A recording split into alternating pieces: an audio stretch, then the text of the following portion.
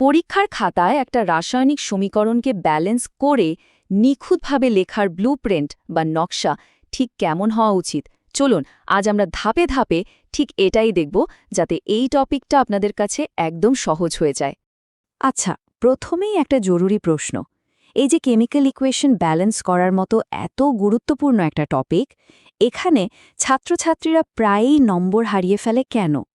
আসলে সমস্যাটা কিন্তু শুধু নিয়ম না জানার নয়, বরং শেখানোর পদ্ধতিতে প্রায়ই একটা বড় ফাঁক থেকে যায়।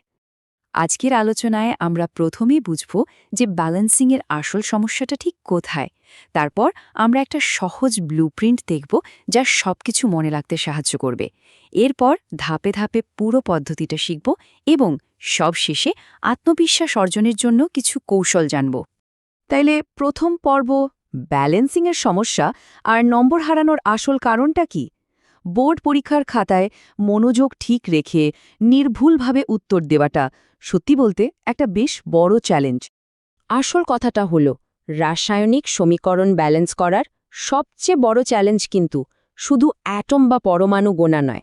আসল চ্যালেঞ্জটা হলো পুরো প্রক্রিয়াটা নিয়ে যে একটা কনফিউশন বা ভয় কাজ করে, সেখান থেকে বেরিয়ে এসে আত্মবিশ্বাসটা অর্জন করা। আর এই সমস্যার সমাধান হলো একটা প্রমাণিত কাঠামো বা ব্লুপ্রিন্ট। এটা এমন একটা নকশা যেটা ফলো করলে যে কোনো সমীকরণ ব্যালেন্স করা অনেক বেশি সহজ হয়ে যাবে আর মনেও থাকবে। এই ব্লুপ্রিন্টের প্রথম ৬টা ধাপ একবার দেখুন।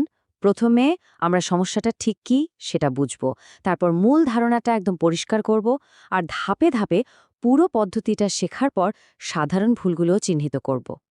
আর এখানে রয়েছে শেষ ৪টে ধাপ: প্র্যাকটিস, একটা পাওয়ার প্যাকড রিক্যাপ এবং পরের টপিকের সঙ্গে একটা কানেকশন। এই সব মিলিয়েই আমাদের প্রস্তুতিটা সম্পূর্ণ হবে। এই ১০টা ধাপই হলো আমাদের আজকের যাত্রার ম্যাপ। এই কথাটা কিন্তু খুব গুরুত্বপূর্ণ। এই ১০টা ধাপ শুধু কয়েকটা নিয়ম নয়, এটা একটা সম্পূর্ণ ম্যাপ যা একজন শিক্ষার্থীকে পরীক্ষার টেনশন থেকে রাসায়নিক সমীকরণ ব্যালেন্স করার দক্ষতায় পৌঁছে দেবে।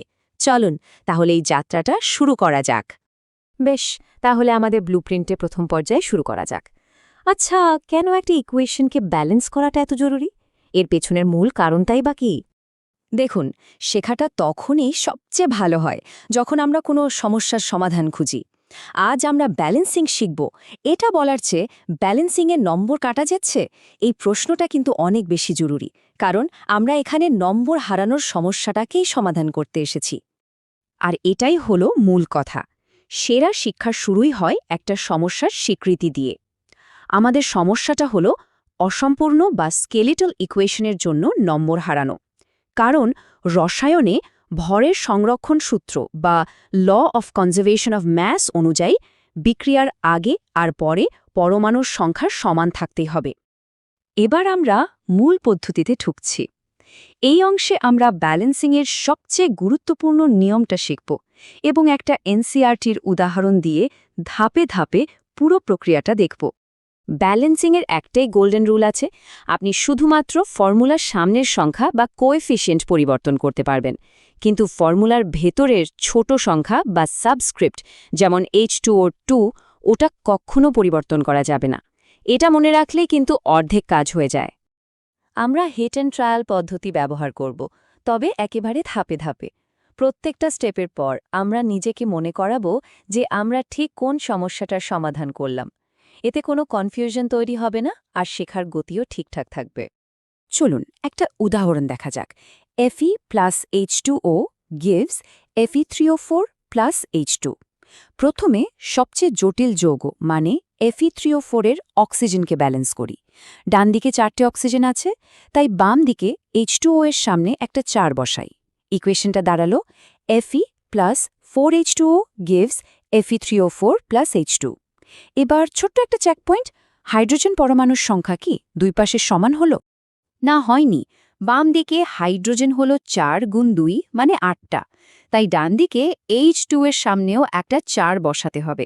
এবার বাম দিকে Fe এর সামনে একটা 3 বসালেই আমাদের ইকুয়েশনটা কিন্তু পুরোপুরি ব্যালেন্সড হয়ে গেল। 3Fe plus 4H2O is equals to Fe3O4 plus 4H2। এই টেবিলটা দেখুন, দুই পাশের সব পরমাণুর সংখ্যা এখন একদম সমান। এবার আমরা আমাদের ব্লুপ্রিন্টের ফাইনাল পর্যায়ে চলে এসেছি। এই অংশে আমরা দেখব কিভাবে সাধারণ ভুলগুলো এড়িয়ে চলা যায় এবং যে জ্ঞানটা আমরা অর্জন করলাম সেটাকে আরও মজবুত করা যায়, যাতে পরীক্ষার খাতায় একদম ফুল কনফিডেন্স থাকে। পরীক্ষায় নম্বর হারানোর সবচেয়ে বড় দুটো কারণ হল, ১. ভুল করে সাবস্ক্রিপ্ট মানে ফর্মুলার ভেতরের সংখ্যাটা বদলে ফেলা, আর ২. ব্যালেন্স করার পর শেষ পারের মতো দুই পাশের পরমাণুর সংখ্যাটা মিলিয়ে না দেখা। এই দুটো ভুল কিন্তু এড়িয়ে চলতেই হবে। এবার আপনাদের পালা। স্ক্রিনে দুটো বোর্ড লেভেলের প্রশ্ন দেওয়া হলো প্র্যাকটিসের জন্য। উত্তরগুলো কিন্তু এখনই দেওয়া হবে না, কারণ নিজেরা চেষ্টা করলেই বিষয়টা সবচেয়ে ভালোভাবে মাথায় গেঁথে যায়। এটা হলো অ্যাক্টিভ লার্নিং, শুধু মুখস্থ করা নয়। চলুন পুরো পদ্ধতিটা একবার ছোট্ট করে ঝালিয়ে নিই। প্রথমে সবচেয়ে জটিল যৌগটা বাছুন, তারপর এক এক করে প্রত্যেকটা মোলের পরমাণুর সংখ্যা দুই পাশে সমান করুন। মনে রাখবেন, শুধু কোএফিসিয়েন্ট পরিবর্তন করা যাবে, সাবস্ক্রিপ্ট নয়। ব্যাস, এই সহজ নিয়মটা ফলো করলেই হবে। এটা কঠিন এই ধারণাটা বদলে আমি এটা পারি এই আত্মবিশ্বাস তৈরি করায় আমাদের আসল লক্ষ্য। ব্যালান্সিং শেখার পর রসায়নের রাস্তাটা কিন্তু অনেক বেশি গোছানো মনে হয়, কারণ এরপর আমরা বিভিন্ন ধরনের রাসায়নিক বিক্রিয়া সম্পর্কে জানব। আমাদের পরের আলোচনা শুরু হবে কম্বিনেশন রিঅ্যাকশন বা সংযোজন বিক্রিয়া দিয়ে।